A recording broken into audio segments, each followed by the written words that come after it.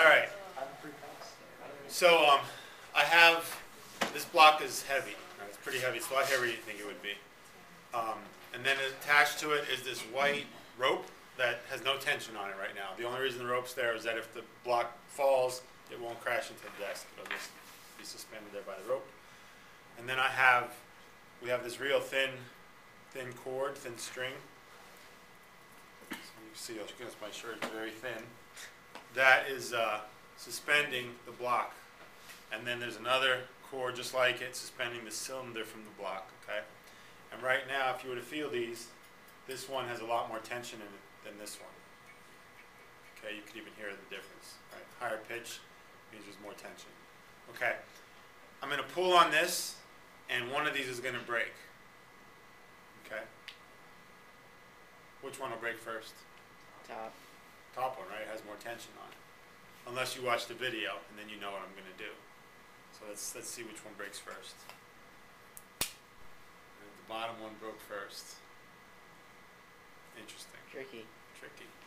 So I'm going to tie the bottom on again, and pull it again. We'll see what happens. Okay. Now, same setup. I'm going to pull now on the string, on the cylinder.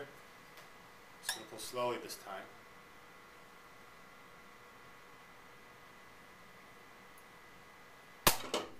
That top one broke.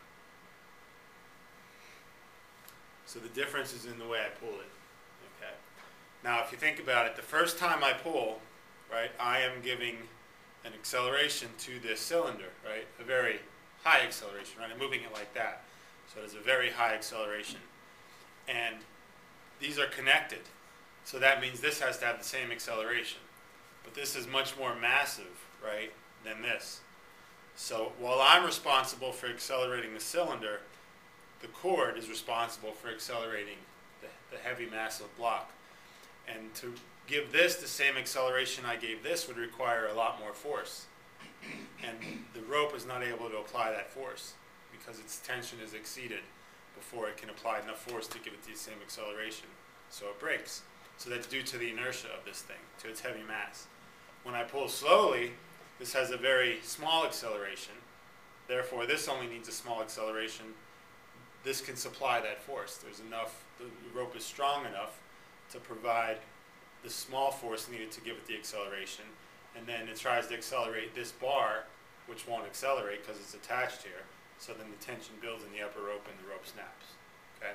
So it's all about the accelerations we were trying to give the block and whether or not the rope could support that acceleration or not. Make sense? So I